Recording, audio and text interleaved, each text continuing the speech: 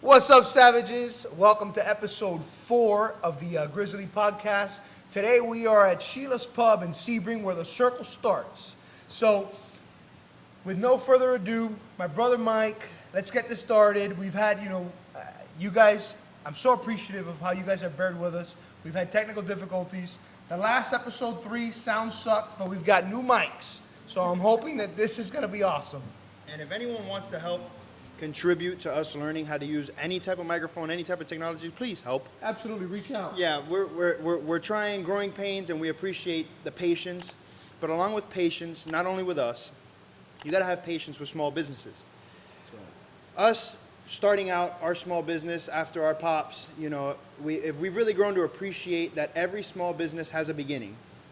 Amen. We want to show off this small business's beginning, Sheila's Pub, where, like my brother said, where the circle starts, and let's see where Sheila started for her to cut from when she started to here. Miss Sheila.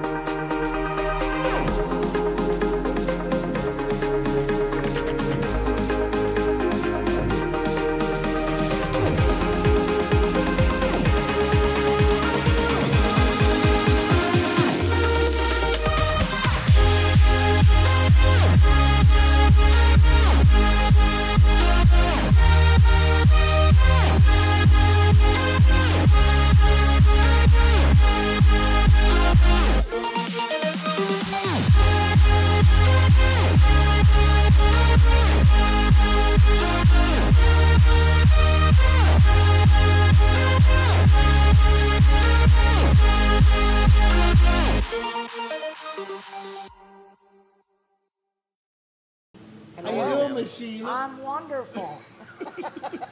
So, Miss Sheila, let's start off with where were you originally from? I was born in Lafayette, Indiana, and raised in a small town called Rensselaer, where St. Joseph's College is, and spent most of my time running up and down cornfields and big pieces of land on a farm. So, yeah. Really pretty remote, huh? It Pretty was remote very area. remote. Oh, yes. Now, Yep. where was it again? Lafayette? Rensselaer, Indiana is where I was raised. I was Indiana. born in Lafayette, but raised, yes. There's a road named Lafayette around here in Sebring. I know that. That's about Yes. the closest to Lafayette I'm going to get to. Yes. So so how'd you guys make it to Florida? Well, my father come home one day and he said that his 4 children, St. Bernard Bernie, and the bird was leaving in 1 week to come to a little town called Wauchula, Florida. Wauchula stands for where the buzzards roost. So a week later, we were loaded up and on our way to Wauchula, Florida. In a week? In 1 week. My father was a truck broker, and he took a job with a gentleman who had a company. And Dad always enjoyed Florida. He would travel. And so when this was offered, he decided that's where his family needed to be. So Wauchula it was. How old were you when you came? I was 14 and had a birthday like very quickly, maybe even during the traveling time of getting here. So 14, 15, yeah. It's a hard transition because you came when you were 20? No. When we first got here to Avon Park, I was 17, almost 17, and we had gone from Miami to LA, Wow. and LA to Avon Park, and this was, Yeah. I'm 37 now. I was 17, Yes. almost 17, and that was rough. So I can't imagine when Yes. you were I mean, you're talking about hit country. Super Oh. remote. Yeah. Oh. Hillbilly stuff that we've never seen. Yeah, but see, for me as a young girl, Florida represented the ocean. Got it. And Dad promised that we could go to the ocean. Right. So I was good. I got my suitcase. I loaded up. Right, you were going to the beach. I was You were going to the beach, right? Super excited. Yes. Well, And what- none of I have two sisters, and our hair was never cut. So we had very long hair. Beautiful. So, and we were in Florida maybe a couple weeks when I got to go to the ocean. Finally Yes, got to the beach. To Bradenton. Beautiful beach. And had a great time at the beach. All like 10 hours of it. Right. Yeah. Wow. Well, then we went back to Wachula, and I was severely sunburned. Oh boy. Yeah. It was bad. Yeah. They call it first, second, and third degree burns. Oh my goodness. From the top of my head to the sole of my feet. You were burnt. Yes. So my hair got promptly cut off very short Well, why'd they have to cut your hair, Miss Sheila? because I was burnt so bad. You couldn't even touch that your hair. weight, I could not have the weight of Oh my my God. hair on my body. It was that bad. Yes. You didn't have sunscreen? No. No. They didn't know about that Florida sun. Listen, nobody said much to me. I loaded my towel up and I was ready to go. Right, right, This Hoosier girl was all about the beach. right. Terrible first experience on the beach. Yes. So I have never laid on the beach again. Never since? I have never, no, I love the beach. I go to the beach. Right. I will pick shells up, swim, love to swim. Right. But as far as slabbing out, You got a good umbrella, you got the roof going. yeah, I got all the Florida beach experience in one 8-hour trip. It was great. Holy moly. Knock that off my bucket list. Yeah. So, and you came at 14, 15. How was school? How was the transition of friends, school? Did you meet friends? I was fortunate. I met a young lady, Laura, when I first started, and she became my BFF very quickly. And so, yeah, for me, that worked out okay. That's cool. When you're a kid, you just bounce. You Oh, meet people, you're that's social. right. Yeah, You're yeah. resilient, Right, yes. you're resilient. And you're Yes. super friendly anyway. You have a very nice spirit to connect with. So I assume you've always been that way? Yes. People have always wanted to talk to me, like they felt comfortable talking to me. Right. So, yeah, and I've never been shy, so I don't remember exactly everything I did when I got to the school, but Right, yeah. whatever. Right. Yeah. But I will tell you, I was my 6-foot tall self when I was 12 years old. So spider legs, giraffe neck. All kinds of things. Oh, it was 6 not feet tall, pretty. 12 Yes, as a at 12 girl. years old. My father prayed that I would quit growing, Right. because I was only 12. Right. If that would have kept up, Was I'd have that been was that like- it, Miss Sheila? You're 6 foot?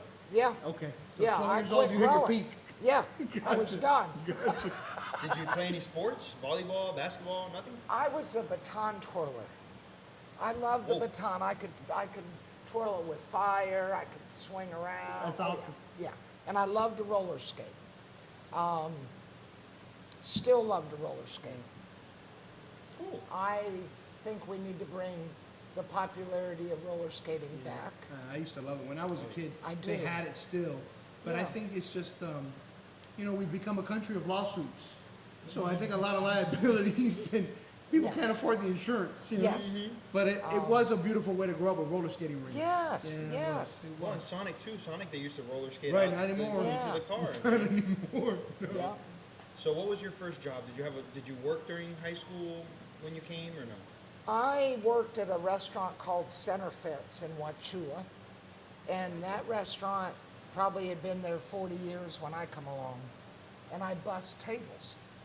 So that's what I did, and of course, talked with people and enjoyed people and hung out. And I always made really good grades in school. Okay. But yeah, I worked. And that was my first job, How old were you when you started? 16. Okay. Yes. Yep, I was 16. Then decided that I needed to get a job and make like a lot more money. Right. Right. So this lady, I'll never forget her. Her name was Barbara, and I guess I brought it up. I gotta make more money than I make here. Well, she gave me this little piece of paper with an address on it. So I went to that address on that little piece of paper, and that address was to a prison. And Whoa. yeah, so I pulled up there, and I'm by the front gate trying You to had get no in. idea what it I was. had no idea, and I didn't ask her. I just wanted to Right. make more money. Right. Well, I am 17 years old. They let me in. I filled out an application. Ultimately, got hired. Well, I had already been hired when they realized I wasn't old enough, but I was almost old enough. But because they hired me, they let me stay. So you started working. Yes. At 17, yes. out of prison. Yes. Yep. But at So- 17, why? Why? What happened that you wanted to make more money? Like, what were you trying to buy? Right. What If pushed? anything. What? Because you're Well, 17, you live yeah. with your parents. No. What initiates you to want to make more money? No, a car. I was definitely in love by then. Okay. Okay. Oh yeah. No. Gotcha. Oh. Yeah. No. I found my son's father when I was 16. Got it. I was so in love. It's a beautiful I thought you were in time. love with It's the a car. beautiful thing. It is a beautiful thing. Yeah. So I was, I guess, I saw myself married, house, car, child, Independent, children, independent. that kind of thing. Right. And I guess as far back as I can remember, you decide you want something, so you just figure out how you're going to do it. For me, that's the way I've always been. So this isn't enough money. I need to make some more. Right. What was Yeah. your first car? What'd you And buy? it was a Gremlin. Oh, Wayne's World, man. Yeah. But you had a hot car. Yeah, and it was yellow. Oh, man. A yellow A Gremlin. Tweety Gremlin. Yeah, the back would flip up. It was so cool. That's awesome. That's Okay. awesome. Yeah. That was my first car. And I drove it till the tires fell off. Nice. Yeah, and my dad my father was very funny about vehicles, and he told all of us girls, the only vehicle we should ever own is a Ford. There's no other vehicle model made and make better than a Ford. So, and he was mad that I was You bought a driving that Gremlin, Gremlin. right. Okay, he didn't like that. Right. So for the next 30 years of my life, I did not make that mistake. I drove Fords. After the Gremlin, it was all Fords. It after was that. all Fords, and then me and Dad didn't have anything we had problems with, You guys got along after that. Yeah, Ford. Ford, Sponsored. Ford. Sheila. Come on. yeah, Bartow Ford. Bought a lot of vehicles at Bartow Ford. Yeah. So 17 out of prison. Yes. How did that go, Miss Sheila? What was the experience of working in a prison? The people you met. Well, what did you get hired to do I learned as a correctional officer. at 17? Yeah. What else are you gonna do? An I don't know. intern. Just me. Yeah. I don't know. Yeah. But I went through the academy, corrections academy, and from such a young age, that in law enforcement, that real sense of family is a true thing. Okay, we all have coworkers in any work we do. It's extra in that. Talk about somebody having your back. Well, it's dangerous work too. Yeah. Yeah, it's not an office job. Right. It's dangerous. But I will tell you, and even in that job, what I do, I found myself talking, everybody wanted to talk to me. Because I didn't judge people. I was always fascinated about why do you do what you do? Why are you doing that? Like, why did you, commit a burglary and end up in here? Like, that's crazy. I always felt, and to this day I do, I don't understand how people can be incarcerated and survive emotionally, if that makes sense. Yeah. I don't know how they do that. It's crazy to me. I've thought about it too. Yeah, I couldn't it's do it. it's very, you know. Yeah. So, but I did that, and I started going to college after I graduated from high school immediately. South Florida Community College in Yep. Avon Park. Yep. And by the time I got my first 2-year degree done, I knew that law enforcement wasn't directly, it wasn't what I needed to be doing. Not your calling. Yeah, it wasn't. I understood, I had then, and I still do, much respect. There's a need for law enforcement, for incarceration, I mean, there is. Yeah. But I wanted to be on the helping side of things, of life.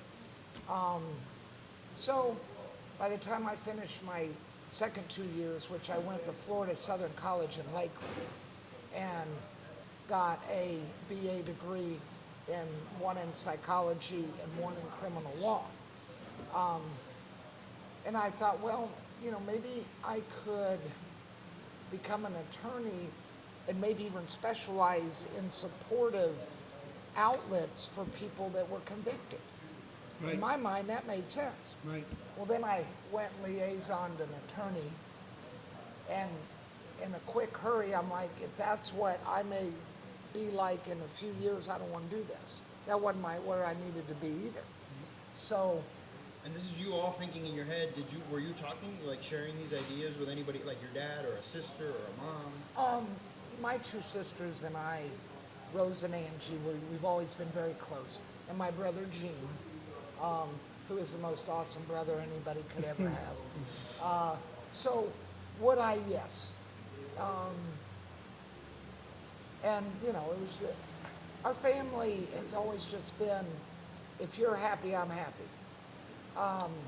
Very supportive. We're very different in our strengths and weaknesses. So, you know, they like being in this business. They don't really get it. They don't understand. They're Right. like, you put so much in to what you do. Right. It's exhausting.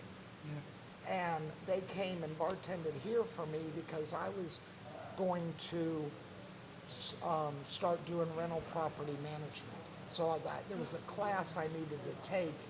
So my brother and sister came and bartended, and when I got back, they extra hugged me. So we don't know how you do this, And they now, left. and now your brother and your sister, they've ever bartended before.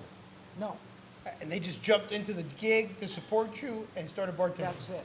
They hugged you, they loved you after that, or loved like, me, I and couldn't believe it. They even left the tip jar. Yeah, you They were like, you keep the tip, sis. we love you. Goodbye. Mwah, mwah. Yeah. No. They don't know how you do it. No. Yeah. No. Yeah. They're like, what? You know, No, 12, they don't 16 get it. hours a day. No. Yeah. It's not made for everybody. And No.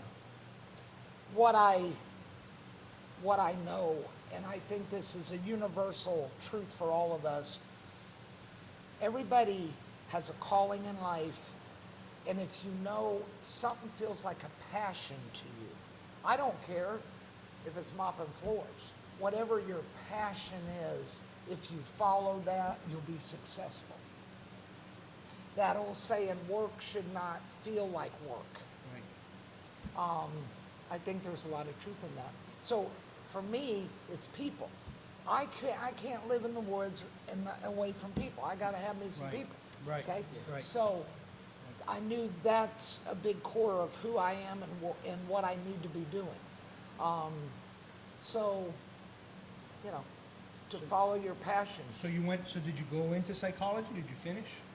I got my master's in mental health counseling, and I've been in counseling ever since, if you will. And actually, even before I finished my degree, it become, well, I'll be glad to sit and talk to you from a formal to informal.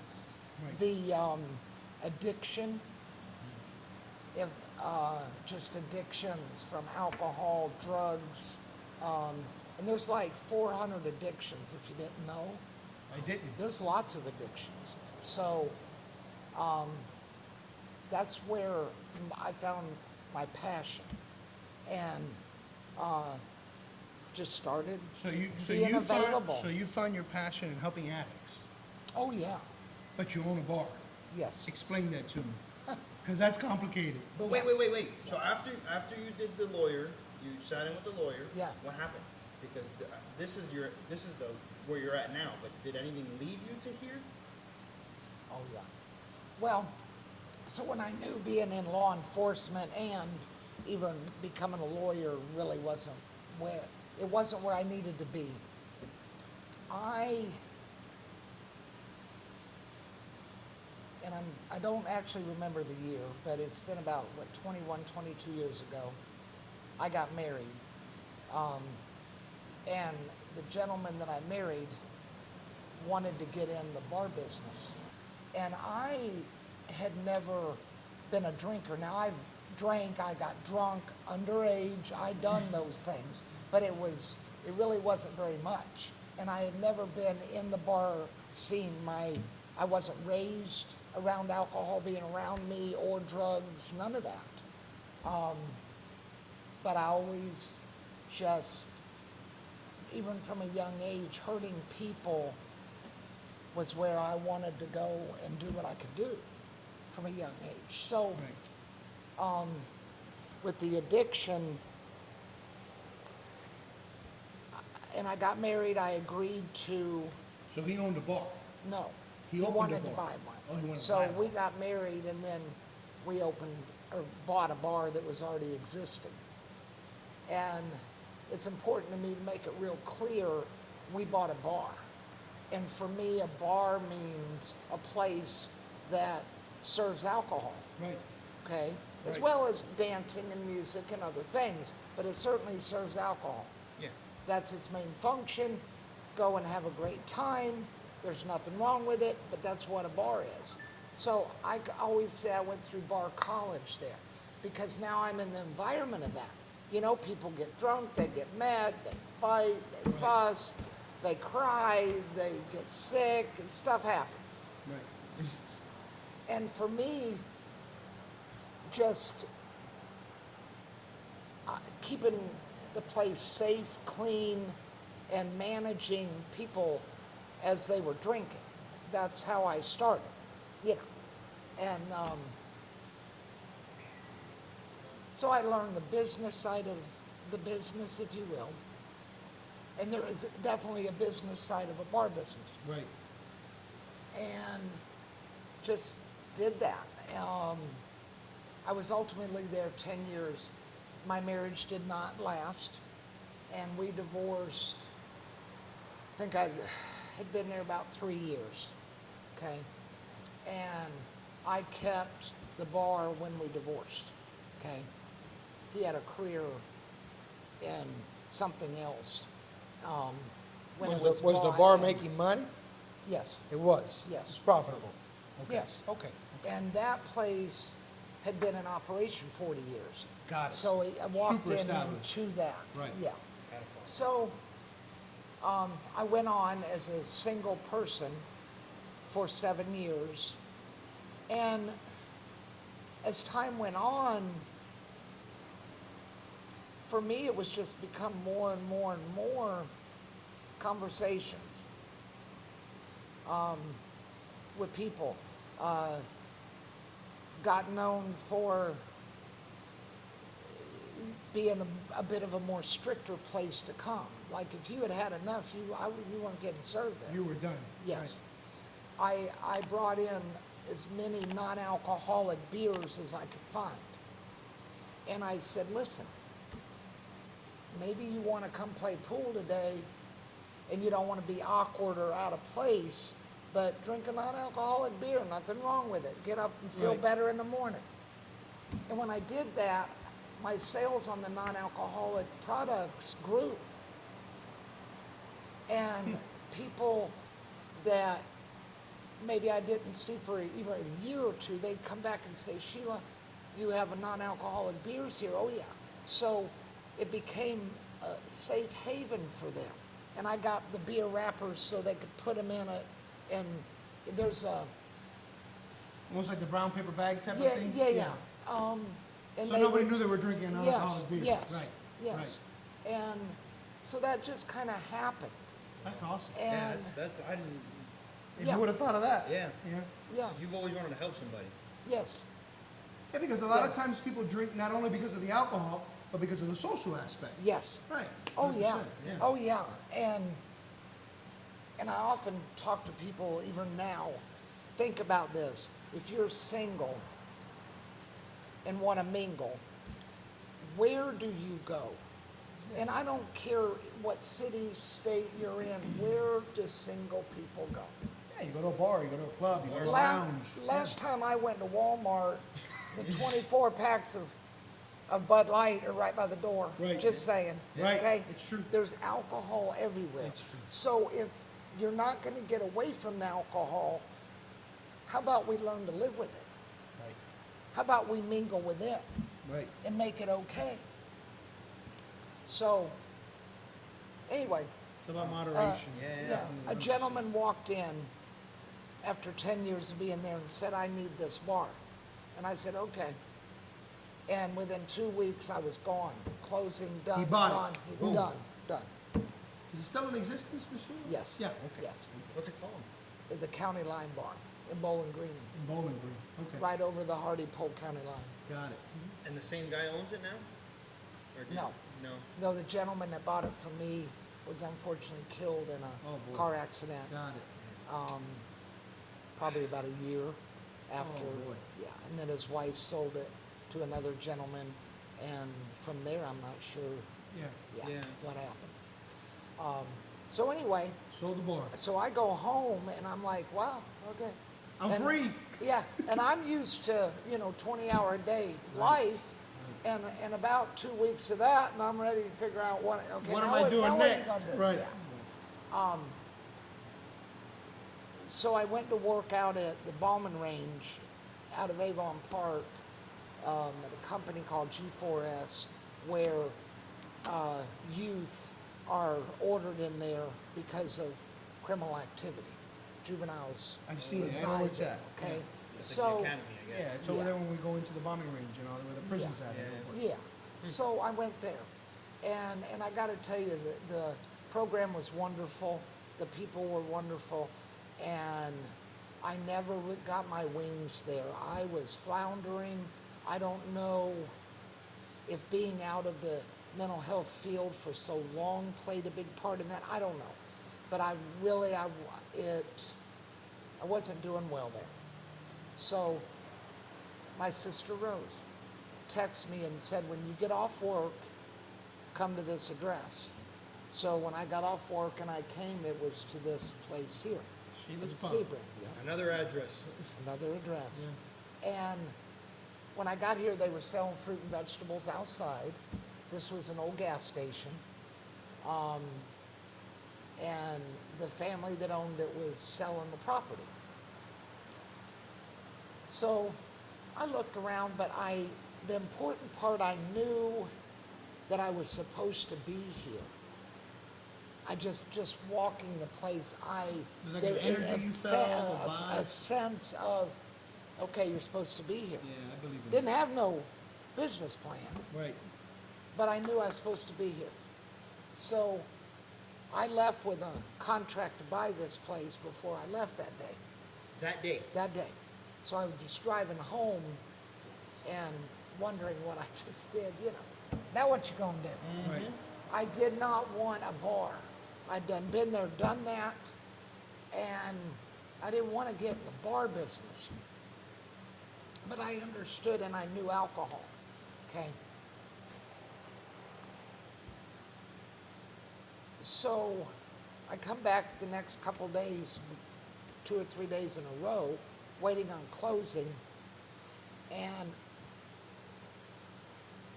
by the time I went to closing, I said, downtown Sebring needs a pub. Pub is a public union building. That's what that stands for. Okay. Pub stands for Public Union Building. It's not a bar.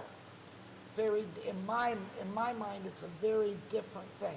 Okay, so, and I want to switch gears and talk about something for a minute. When I was 15, I was saved. As far as accepting Jesus Christ as my Savior, wanting God to guide my life. And I was 15 years old when that happened. And I went on for about the next 20 years, and I would fall in the mud holes of life, and then God helped me, and He did, and all that stuff. I didn't walk with God.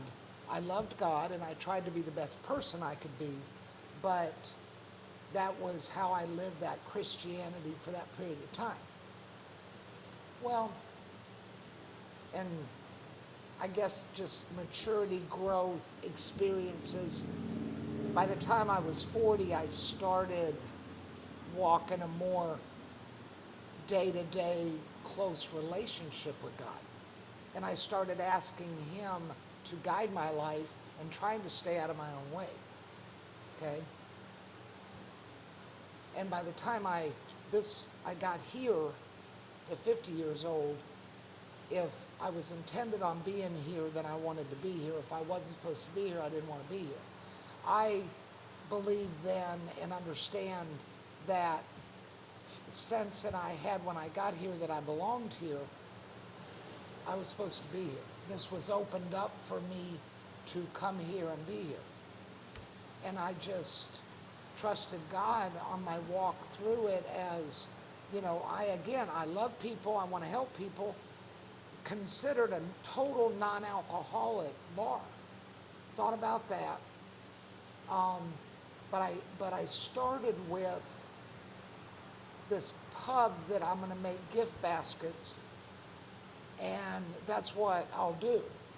This whole idea of bar stools and serving, I didn't want no part of that. You didn't want to do it anymore. No. So, the basket situation didn't work out. Oh, you bought a full-blown liquor license. Yes. It's a huge investment to sell baskets. Yeah. I mean, I get it. It's a beautiful idea, but I just don't see the numbers. What if Right. Yeah, I'm a little challenged in that area. Yeah. does your liquor license have like a name? Like what? I know It's a it's certain. I It's the have, full-blown liquor I license. have what they call a 4 COP. Yeah, the So 4 I COP. can Full-blown. She's a do nightclub. She's a mobile- liquor store. She's the whole Yes. thing. I don't think there's anybody around us that has one Right. in downtown Sebring. Right. There's a couple. I know there's either 3 or 4 total in Highlands County. Right. And I'm not sure anymore who has them. Right. Well, I would imagine ABC But- has one. Right, could Publix be. liquor stores have Right, them. could be. But that's it. And Yes. maybe, well, I think the watering hole down there had a Yes. little liquor A store. package area. Yes, Yeah. yes. So but they- other than that, that's Right, it. right. Yeah, that's it. It's an expensive investment. if you don't mind me asking, how much is it? If you were to buy, if I was to buy that from you now, it's probably what, $250? Yes. Yeah, all day. Exactly. Yeah, $250,000 license. Yeah, Wow. it's huge. Yeah. It's huge. It's a And big deal. And you bought that to sell baskets, or No, you already had it? No, they No, don't- no, I had to she- buy, Right. when I secured the building if I was gonna work with alcohol, I had to get a license. But you applied for it. And Right. by owning a bar before, I understood who do you call, The how do you dynamics, try to right. get one, that kind of thing. And Not everybody can so get one. I was able to make the right And they phone only give a call. few every so often, I think is how it No, works. they don't, there is only a Now there's certain no more. number, yeah, Got it. as far as I know, they don't. There's no more. They're not adding anymore, Right, no. right. It's a So, big deal. Whoa. but if It's I like was owning a gonna, bond. It's like an investment. It's yeah, huge. if I was gonna be in this business on any level, even with the basket idea, Right. I wanted no limitations. I agree with you 100%. Okay, and with my license, I don't have to serve food. Yeah, you don't have to sell freaking. I can or You but don't I have to don't sell have to. cheese sticks to. No, Yeah, yeah. no. I love it. And the mobile pub part, That's I awesome. love that. Explain to And us about the mobile pub, Ms. Okay. Sheila. with my license, I can legally go anywhere throughout the entire state of Florida. Oh, the entire state. Entire state of Florida.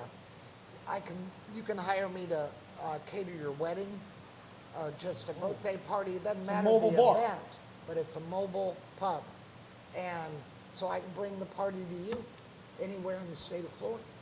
That's awesome. And I do it here locally because I got to build the right village to be able to expand it, and I hope to take it throughout the entire state of Florida. Now, Ms. Sheila, if you wanted to do, let's say, just out of curiosity, if you wanted to do, if there's a party on the circle, Yes. and you had a mobile Sheila's Pub trailer, could you park a trailer on the circle and sell alcohol? Yes. You could do it. Now, what I would have to have permission, like on the circle, the current business owners would have to invite me. So there's restaurants there that Right, that sell that alcohol. only serve beer and wine, Got let's it, say. got And it. they want to offer liquor one night Right. for an event. Then you can- yes, then I can got it. come and, That is and cool. offer that. That's awesome. Yes. So do people do that here? Do they contract you for that? Yeah, I have an event the end of this month of June. A music promoter is doing a big event at the Little Theater, 150 people. You're moving over there for that night. And I will bring the beer, liquor, and wine, and a beautiful bartender, and we will take care of them. That's awesome, Yes, Miss Sheila. yes, That's awesome. yes. Get at Miss Sheila if you guys Yes, want to absolutely. cater some alcohol. Absolutely. If you've got a local You're having a business party, and you don't have the call license, us. call Miss Sheila. Yeah. Yeah. Absolutely. Yeah. Whatever. So, Miss Sheila, I want to touch real quick. I want to get your understanding of, or your interpretation of when you said, to help people with addiction, because I know that that's a big thing for you, and we've had off-camera conversations with people you've helped. Just so that there's a lot of judgmental people out in the universe. Yeah. Yes, So that we can make it clear for these judgmental people right. who hear you say, I help people with addiction, but I own a bar. Explain that, Miss Sheila. While being First Christian. of all, this is a pub. It's a public union building. Right, It's not a bar. right. The reason why I do what I do and what I say when people say that to me, it's not working. What we're doing isn't working. The alcoholic, the drug addict that doesn't need to go in a bar because they're an alcoholic, how's that working for everybody? Is it working? It's not working. Right. So maybe we help the person, the addict, operate and function better around the alcohol than to not do anything. Because what we're doing isn't working. We're, frankly, what I see, it's not working. Well, I saw Okay. an alcoholic that he would go down to drinking cologne Yes. and perfume. Yes. It's like I say about drugs too, right? Even if we got rid of all the drugs in the world, people would get high regardless. They'd find something to get high on. Yes. So And God is the answer for that. I think that interaction that you have with people, the conversations you have with Yes. people, Yes. without judging them, that's where you help people, Yes. It isn't for me to judge. And if I am special enough for God to love me, why aren't you special enough? And you. This judging thing needs to stop. And addiction is even more complicated because a lot of people, they did it to themselves. Look at them. They need to stop drinking. They need to stop using other drugs. The support around them is very little. It's very easy to judge when you don't understand what's going on behind Yes. the curtain. Yes. So let's not judge.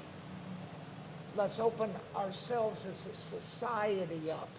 Now, don't get me wrong. I am very, I have rules and I'm very stern with them, okay? If I catch you with drugs here, I will do a citizen's arrest and your ass is going to jail. And she's 6 foot tall, boys. We'll Yeah. kick your ass. Not playing with it, Absolutely. but you can also come in here. You're high on heroin. I will lay on this floor. We will get you the right fluids to start helping you. And if I can plant seeds of hope that is free, and it's the same, the answer is the same for everybody. And it's God. It's a higher power. As far as answer, folks, that's answer. And it's free, and God loves all of us so much. And me and you had a conversation the other day about that. And I told you, I said, if Jesus was only at the churches, what's he doing? I know. Right? Exactly. Jesus has to be everywhere. Exactly. At the church, at the grocery store, at Exactly. the bar, on the corner at the crack house. He's got to be everywhere. Yes. Absolutely. Yes. 100%. So, and addicts feel bad enough about themselves. You don't have to help them, okay? I promise you that. And it's hard to see it. We're human, and but every family that I know is touched by it in one way or another, from a direct family member to a neighbor to a Well, I friend. talked to you about my issues with one of mine. Yes. Yeah, everybody So has it. everybody has it. What I want to, and I look forward to doing here, is I want to pick a subject, a different one every week, and let's meet around the table out front here and just talk. Get a cold beer, get a cocktail, let's talk. And everybody's welcome. A safe space. A safe space. It's true. People feel I mean, we see it all the time. People that go to church and then they jump on Facebook and they're judgmental. And, Absolutely. like, how are you practicing what you preach when you're on Facebook? You're telling people, oh, you need to do this, you need to do that, you need to get a job, Yes. or you need to not do this, or you're assuming someone else's Yes. life and story. And like, nobody's perfect. No, I don't care not if at you all. go to church you're not perfect. Nobody's perfect. Right. We all make mistakes, some more than others. Yeah. But we all make mistakes. Guys, you do not manage addiction, you fix it. Right. Yep. You heal it. And I think that's what's so misunderstood. For an addict or an alcoholic, and when I say addict, I'm including alcoholism, you're not going to function. Quit telling them to go to work. Right. You can't. It ain't going to work well Right, for you. Right. Okay? not So that easy. it's it's a societal problem, and problem don't even cover it. So what do you want to do? You want to do? I think it'd be great if you did like a poetry night. Yeah. Something like that. Maybe get some. We got to tap into that Right. corner of our That new of our hipster, town. yeah, because there's a lot absolutely. of places where people go and talk, and really church doesn't have to be a church. Of course not. It's where people gather to Absolutely. spread light and Absolutely. spread Yes. positivity. Yes. And this, yeah. It's a Yes. great idea. Yeah. Great idea. We did pub church here for a couple of years. The Methodist church, they brought the band once a week. Oh That's yeah. awesome. Oh yeah, and we'd do a parable out of the Bible and just it didn't spark, it didn't take, just so you know. Yeah. But maybe We live in a hard if town. people if anybody heard that music, for me it was worth it. And again, this public union building, you're welcome here. I don't Everybody's care if you welcome. want a pogo stick, if you want to, I saw a youngin' on one of those. Yeah, those yeah, cool little yeah, pogo yeah, sticks, it's all across the street. Yeah, it's yeah. so sweet. And don't get me wrong, I got to make a living here. Absolutely. We all do. You've got to make a living in what you do. But just know that if you need somebody to talk to, if you're in trouble with alcohol and you want to even try to maybe not drink, but still not feel isolated and relapse, because that's probably going to happen, come here. Yeah, come see Miss Sheila. Come. Absolutely. And I saw it, earlier we were outside and somebody, I love you, Miss Sheila. I mean, you're known, you're definitely known on the block. Yeah. And everybody loves you. If you guys haven't been to see Miss Sheila, definitely make it a point. Come see Miss Sheila at Sheila's Pub. I would almost compare it to Cheers. Yes. You get here, everybody knows them, everybody Yes. knows each other. You've got your regulars. Yes. Everybody's amazing. People just want to talk. Yes. And so if you haven't made it to Yes. Sheila's Pub, definitely make it a mission. If you've got an idea, if you are a poet, if you are a musician, if you are a singer, if you've got a group, a book club, whatever you've got, and Yes. you want to create a place where you guys can gather, Miss Sheila's Pub is definitely the spot. Yes. Support Miss Sheila, because she's here to support everyone in this town. Absolutely. And that's the biggest thing. I guess that's why we wanted to do this, is because now with all the movement of like HGTV on Right, the circle, right. there's a lot of support now, but it almost fades away. Yeah. This town is really bad at No, supporting. and HGTV is not from here. Well, that We're too. from here. Yeah. We should create support within ourselves. Yes. This is a super difficult town. I'm going to tell you guys something. Highlands County, Sebring, everybody complains that there's nothing to do. But whenever there's something to do, nobody supports it. No. So we need to get out. We need to support our local businesses. And this is a space. You don't have to rent it. Come out and create your own party here. Come on and create your own venue. Miss Sheila is amazing, and that's what she wants. You want the atmosphere. You want the energy. Exactly. 100%. It's like you gentlemen want to interview somebody else at some point. Just know you're welcome here. We can use your Maybe you space. could come here every day. Yeah, I don't kid. care. No, you're You're very beautiful. welcome. You're No, beautiful. thank Thank you. you. Yeah. But no, we really appreciate you sitting down, telling us your story. We really appreciate the fact that you're doing God's work behind the bottle. Absolutely. Yes. 100%. Absolutely. Yes. Absolutely. You can find Jesus anywhere. It's not just at church. But anyway, I appreciate you guys tuning in. That was episode 4. Miss Sheila's Pub. Come in, stop by, say hi to Miss Sheila, talk to her. Miss Sheila talks to everybody. And you can get a more detailed story about Miss Sheila. But anyway, thank you guys, and remember to like, subscribe, and comment. Love you guys. Thank you. Stay savage, everybody.